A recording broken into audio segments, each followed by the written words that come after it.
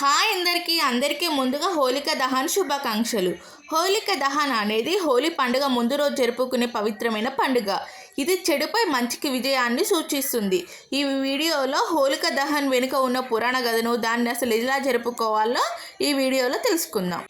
మనం ఇప్పుడు హోలీ పండుగ ముందు రోజు జరుపుకునే హోలికా దహన్ గురించి మాట్లాడుకుందాం. ఇది మంచి మీద చెడు ఓడిపోయిన గొప్ప సందర్భం. ఇది పాతకాలం నాటి కథ.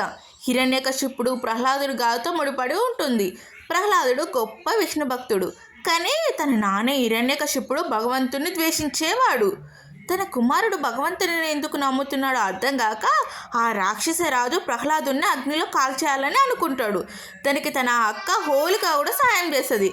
ఆమెకు అగ్ని నాశనం చేయదనే వరం ఉండేది. కానీ ఒకరోజు దేవుని కృపతో ఏమైందో తెలుసా? ప్రహ్లాదుడు సురక్షితంగా బయటపడ్డాడు. హోలిక మాత్రం మంటలో భస్మమైంది. దీన్ని గుర్తు వేసుకొని ప్రతి ఏటా హోలికా దహన్ జరుపుకుంటాం. మన జీవితంలో కూడా చెడు ఆలోచనలు అగ్నిలో వేసి మంచిని ఆహ్వానిద్దాం. మరోసారి అందరికీ, మీకు, మీ కుటుంబ సభ్యులందరికీ హోలికా దహన్ శుభాకాంక్షలు. ఈ వీడియో మీకు నచ్చినట్లయితే ఈ వీడియోని లైక్ చేయండి, షేర్ చేయండి, సబ్స్క్రైబ్ చేసుకోండి ఫ్రెండ్స్. మన ఛానల్ సబ్స్క్రైబ్ చేసుకోండి. ఇందులో ఏమైనా మిస్టేక్స్ ఉంటే కామెంట్ రూపంలో చెప్పండి.